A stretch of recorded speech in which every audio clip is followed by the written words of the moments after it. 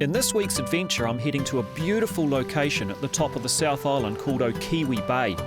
Okiwi Bay is situated in Cressel's Harbour, on the western side of Marlborough Sounds, about an hour north of Nelson, or an hour and a half from Picton. I'd left Auckland early Friday afternoon so I could arrive in Wellington in time to get a little bit of sleep before my 8 a.m. ferry ride the next morning. With the trip hastily arranged at the last minute to catch a window of good weather, the Bluebridge ferry team pulled out all the stops to get me on board with the Wave Runner.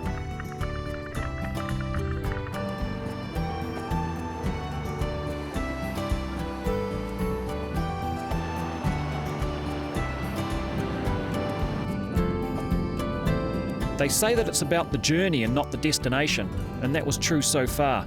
The scenery along the way was breathtaking, and unbeknown to me, the locations that I was going to discover in the next 24 hours were equally as magnificent.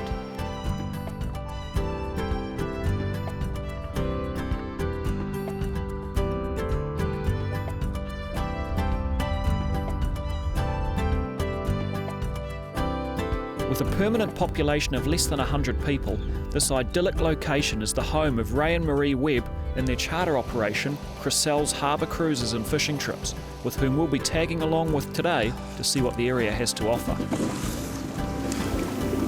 The morning dawned clear and still as forecast, so as the sun rose behind the mountains, we launched the ski on what would become a day to remember.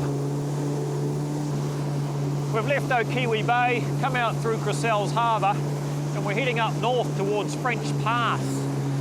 On the way we're going to stop at an area called the Paddocks, and we're going to have a little bit of a fish for some cod.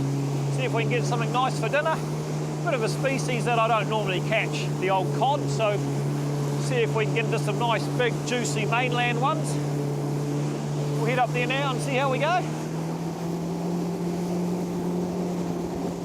The Paddocks is a large area of small islands and reefs on the southwestern end of D'Urville Island. The scenery here was incredible, with the mountains rising straight up out of the ocean. It definitely felt fishy.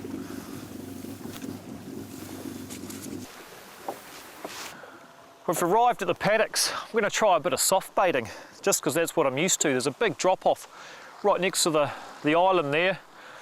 It just drops off straight down to about 100 feet deep within about 10 metres of the island. So a lot of signs showing on the Lawrence. So I just drop the soft bait down and see if anything down on the mainland likes the old softies.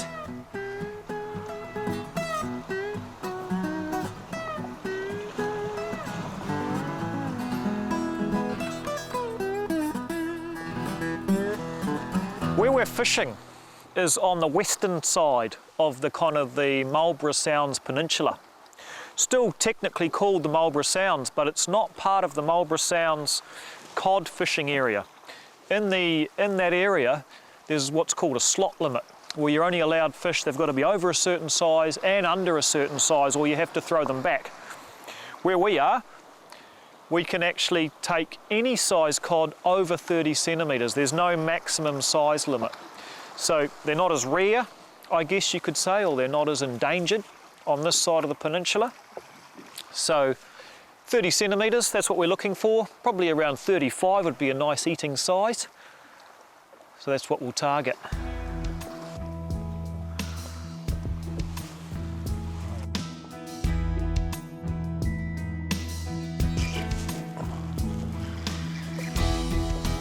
Got a little one on here.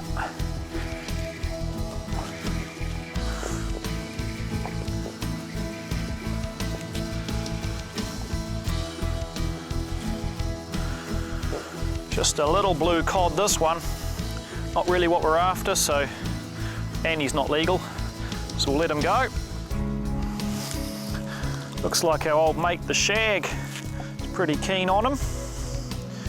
So we'll carefully let him go. He got him! He got him! Oh. My goodness, he didn't muck around. It's pretty voracious, but it's not hooking up, which says to me it's something quite small. Here we go, could have him now. Here we go, look at that. little target species. With a couple more small ones continuing to attack the soft baits, I decided it was time to try the rig the locals use and change to bait. The rig we're going to use is pretty simple. It's got a 4-ounce sinker on the bottom, small little tag end to a hook, bit of squid on, simple as that. Sign showing on the sounder, 12.5 metres deep. I'm just going to drop down into it, see what's in there.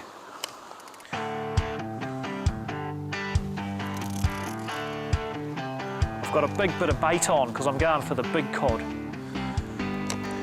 If I'm coming to the mainland, I've got to get one of their big ones.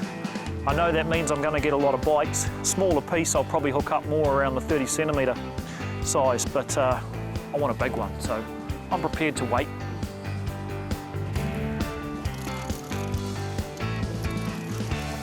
Here we go. Nice sized cod. Oh, here he goes. So that one was around probably the 35 centimetre mark, that one, so we know they're here. So we'll get this bait back down and get into it. Oh, there you go, bit of an inquiry. Oh, feels like a little one. The little ones, when they get on, they spin something chronic and you'll get the bait up and it'll be all tangled up. And that's how you know you're in the hatchery. But if you're in the hatchery, there's a grandparent there looking after them. That's why we're persevering. Look at that, took my bait.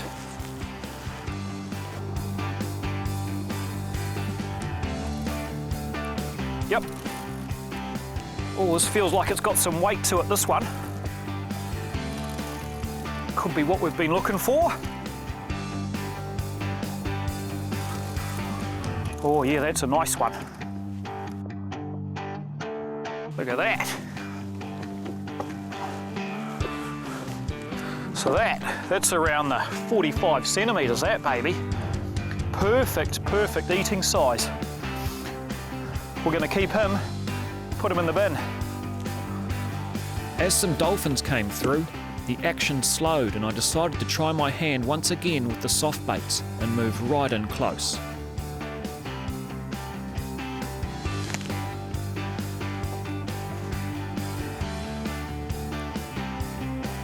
Okay, bit of an inquiry. Getting a bit of an, oh, yep, oh. That feels a lot more solid than the last one we've been getting. A lot of weight there. A lot of drag. Feels a bit like a big gurnard. That's what I'm used to kind of catching. I've never caught a big cod before, so in terms of a feel, it's got a bit of a kick to it. But mostly just that weight of a nice fish, and oh, it's a beauty. Certainly the biggest cod I've ever seen. Oh, look at that. Oh.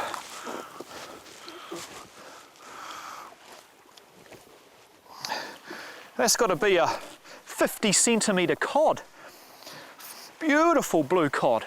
That is going to be beautiful eating.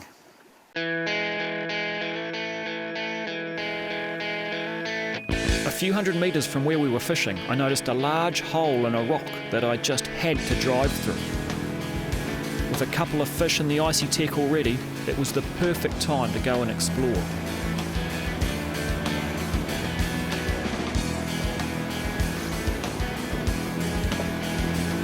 As I cruised through the hole, I noticed that the Lawrence was showing a heap of fish sign on the edge of the shadow line. This was too good to resist, so I parked up and started flicking a few soft baits around.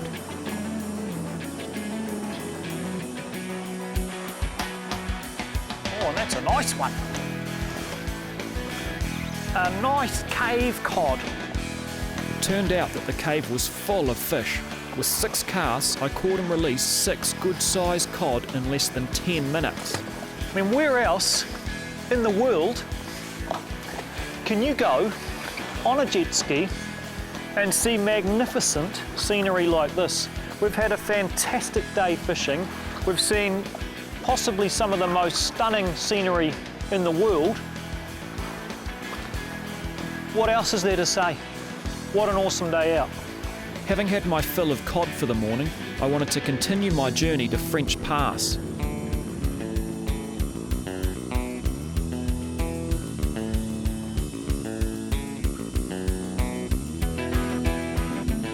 French Pass is an area of water between D'Urville Island and the mainland, about 500 metres wide, but contracts down to only 100 metres at its narrowest point.